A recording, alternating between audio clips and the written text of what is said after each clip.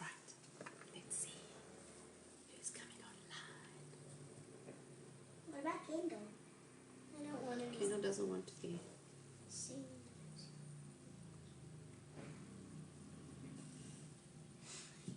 There we go. We have some people logging on. There we go. So can you see there, girls? It's telling us how many people are online. Oh, there are quite a few messages. Oh, Two. Auntie Claire's watching. Auntie Candace is watching. Auntie Johnny. Leanne's there. Let's see. Oh, Mia Kroch. What? Say hi. Oh, Nana's watching. Wave to Oh, Nana. no.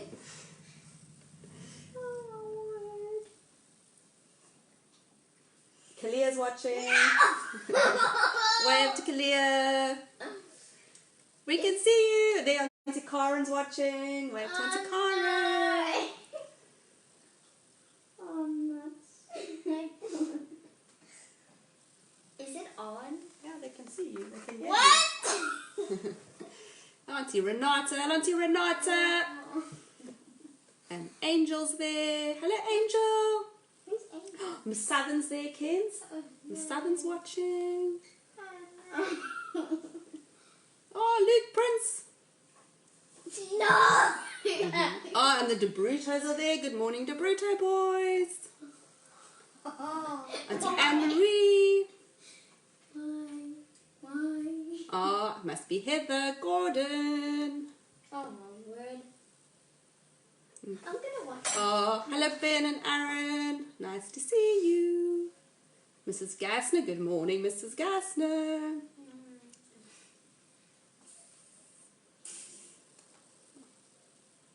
Morning, Christian. You'll have to do some music for us later, dude. Kendall. What? Mia says, we see you too. And Lexi says, hi, Addie. Oh my word. Right, we're just going to wait another minute or two, and then we will start. Oh, morning, Zachary and Imogen. Kendall. What was I gonna say?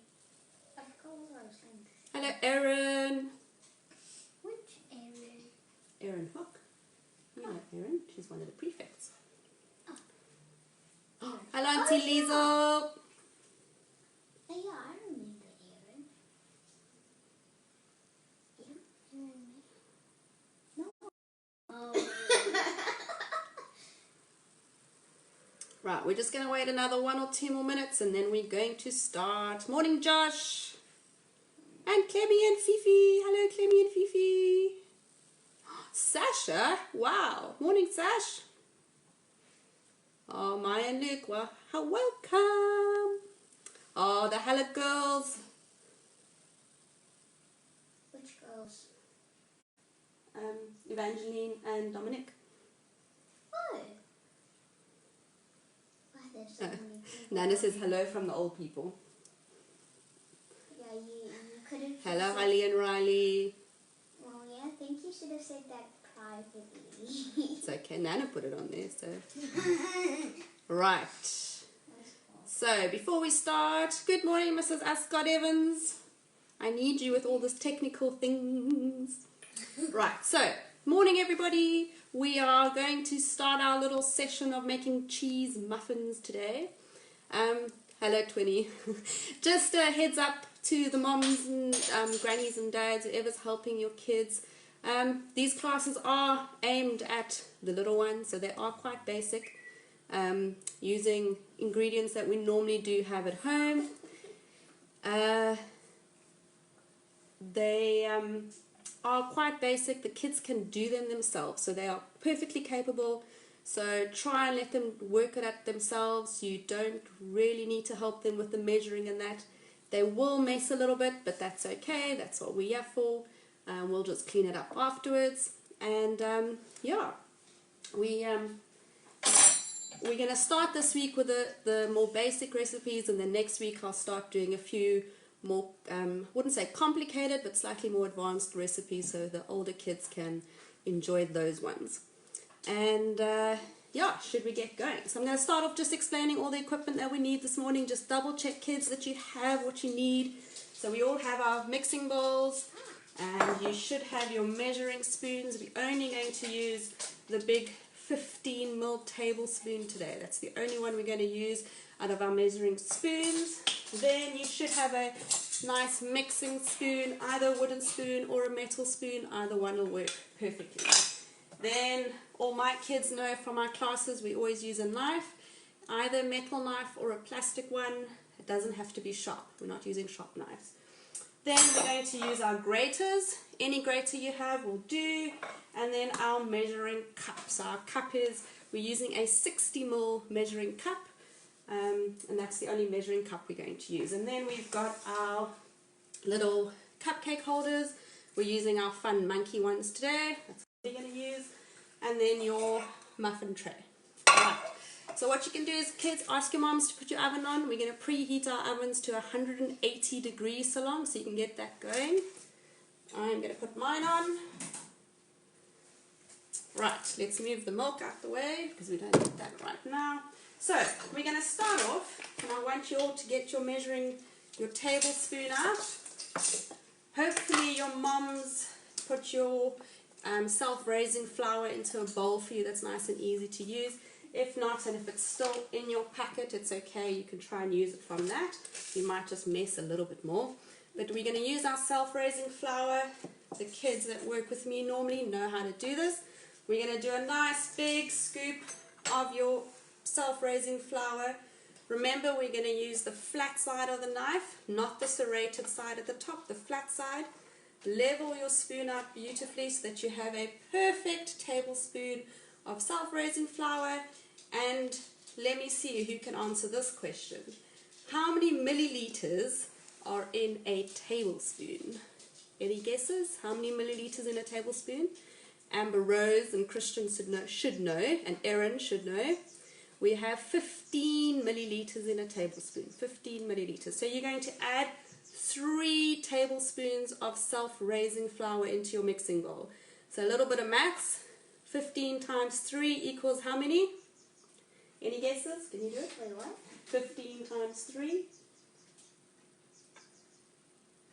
No 45. pressure. Well done, Anne.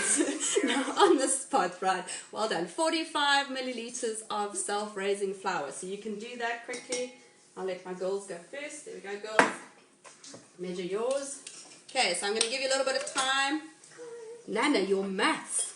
So 15 times 3 is 45 milliliters of self-raising flour. 3 tablespoons. Off you go, Ken. Well done. So Kendall's on that side. She doesn't really like the camera, so we're not putting Kendall on the camera. But she is in grade 1. Oh, listen to me. You're in grade 1 with Miss Sutton. And she's doing this all on her own. And then we've got Addie on this side. Let me move the grater so you can see Addie's beautiful face. And Addie is in grade 4. Addie's doing hers. Kendall's doing hers. 3 Kens. So if you can, while you're doing it, count, do 15, another 15 is 30, and another 15 is 45. Right, and when you're done, I always get this question in my class, can we start mixing? So what happens? I joke with the kids at school. What happens if we mix flour with flour? What do we get? Flour. So if you want to start mixing, you are welcome to start mixing. But it's not going to do anything. Right, let me do mine quickly.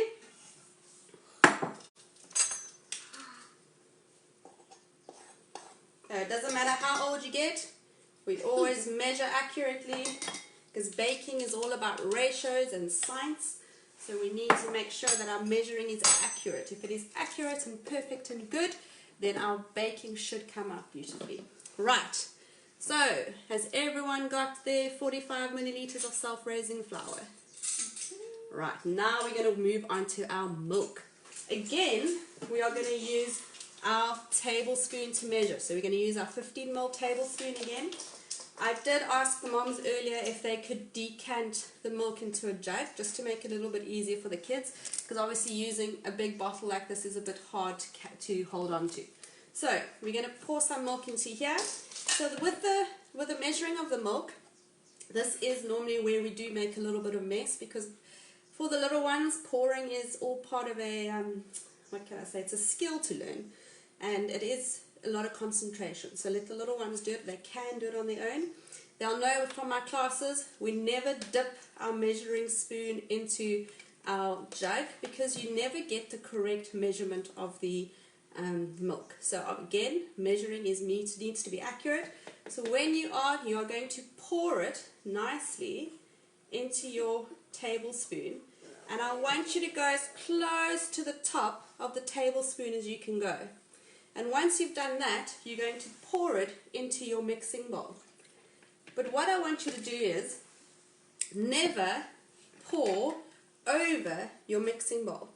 And the reason we don't want to do that is because if you mess, you're going to mess inside your mixing bowl. And then we don't know how much milk has gone inside our mixing bowl. And then our measurements are all going to be incorrect. So when you are measuring, pour directly over the table. We can mess on the table, that's fine, because we can always clean it up. All you need to do is get your mom's kitchen cloth, wet a little bit, squeeze all the water out in the basin, and then just wipe up your table so it's nice and clean. So again, you're going to pour your milk nicely into your tablespoon, pour over your table. So if you mess, you go onto the table, and then you're going to add 2 tablespoons of milk into your mixing bowl. Let me just do my second one before my girls go. Right, so 2 tablespoons. So again, let's do a little bit of maths. If we have a tablespoon, how many milliliters are in a tablespoon? We said 15.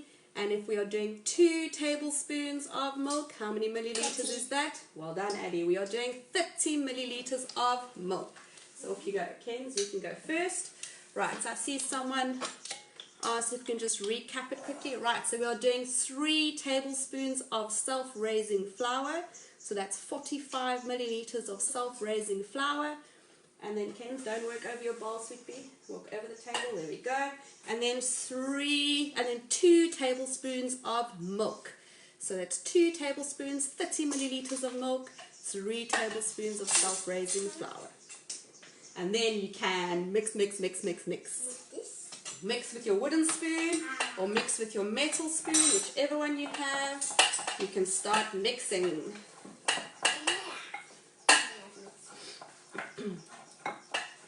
Okay, mix, mix, mix, mix, mix. As I always say, the more you mix, the better it is. So mix, mix, mix, mix, mix. And it should look nice, and see if you can see that. It should look nice and doughy like that. There we go. Can you see nice and doughy? That's what it should look like. Okay. Remember, if you have dirtied your table, it's okay. Just get your cloth and wipe it up, clean as you go. So your table stays nice and clean. Right. Mix, mix, mix, mix, mix. Alright, how's it looking, everyone? Looking good?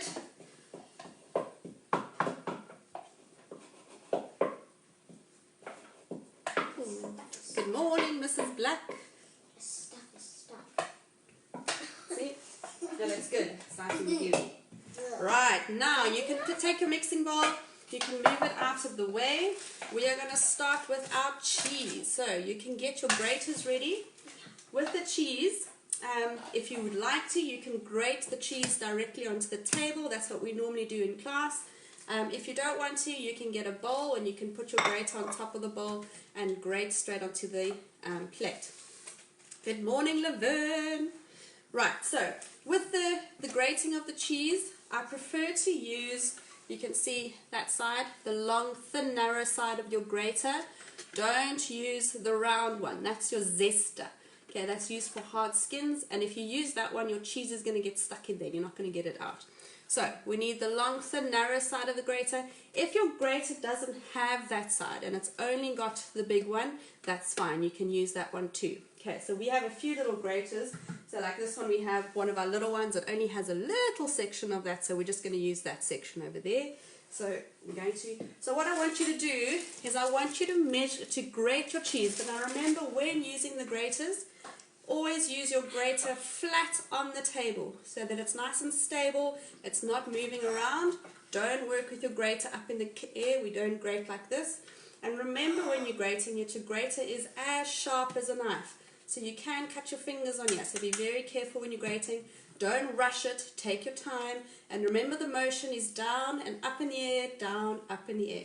Do it nice and gently. You want to grate cheese enough to be able to fit inside the one little 60 ml cup that you have. You don't want it overflowing in a big heap on top. You just want it down to get to the level side of your measuring cup. So you can start grating your cheese. Those that have your graters, you pass that on there, right, and give my kids a block of cheese that they can grate. There we go. There we go. Right, start grating, girls. And get the other grater.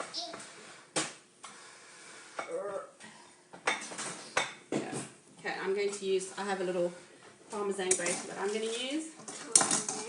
Did you grate the whole thing? No, enough to fill up your measuring cup. So don't grate, I've cut nice blocks of cheese for my girls to grate, but they don't need to grate it all, just enough to fit into your measuring cup. So you're going to take it out and put it in there. Remember, when you're measuring your cheese, guys, don't squash your cheese inside. Your cheese does not like to be squashed. Okay, so just gently put your cheese up and make it that it's level inside your measuring cup. How do you know? Take it off. There we go. And I'll see how much will fit in there. Off you go. Pick it up with your fingers. That's it. Alright, remember, baking is all about getting your hands dirty. That's why we're here. Is everyone having fun? I feel like that's enough. The best part of this is that Unati and I don't have to clean up after you.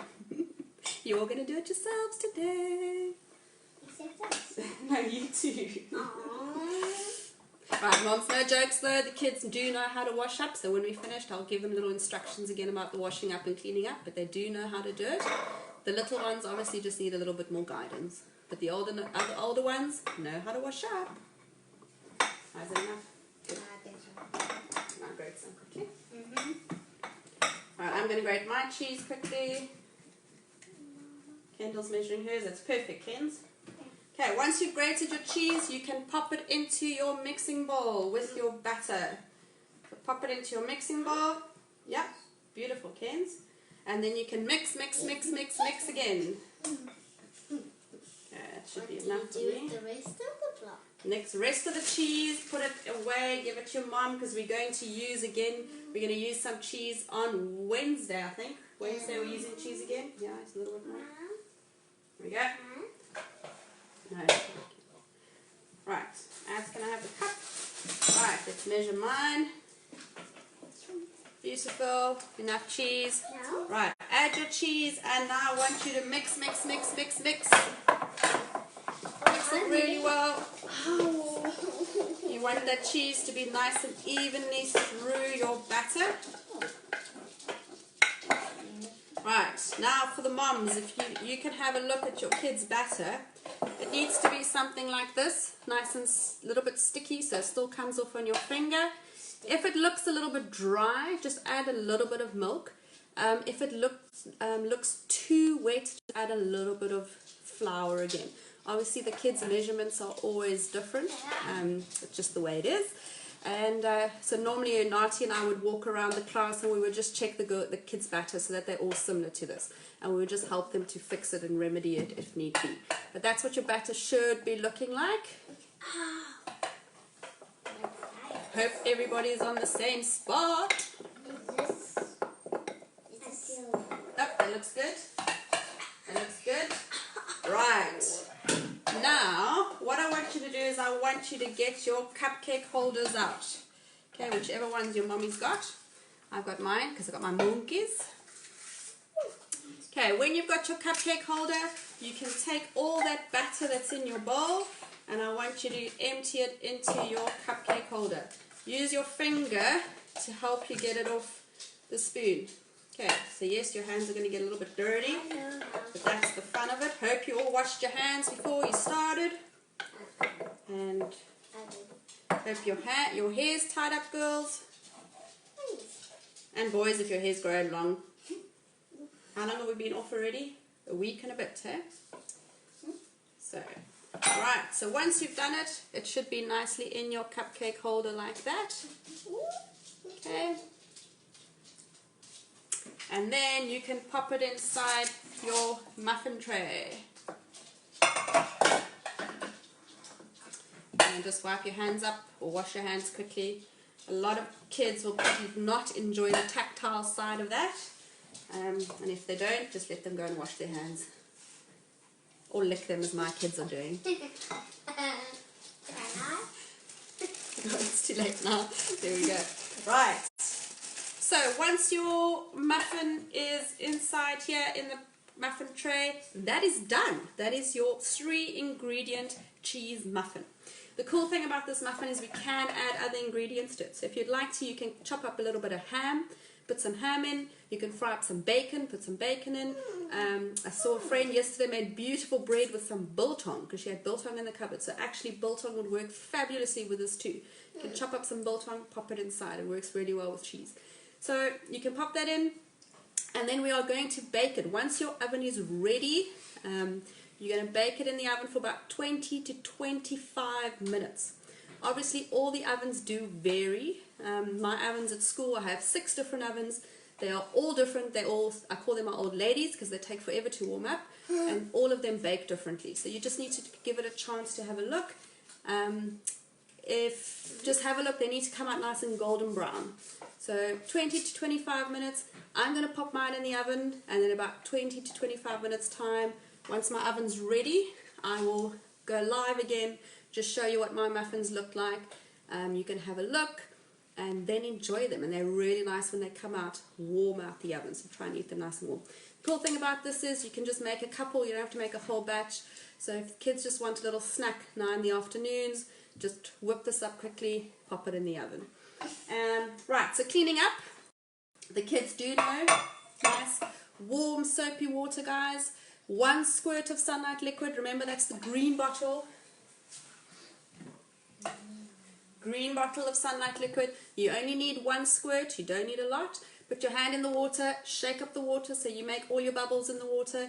Use your sponge or your dishcloth to wash up beautifully, dry your dishes and pack them away. And then remember to clean the table that you've worked on. Nice handy Andy. Remember that's the white liquid, either in a white bottle or in a purple bottle. Just check with your moms what they've got at home.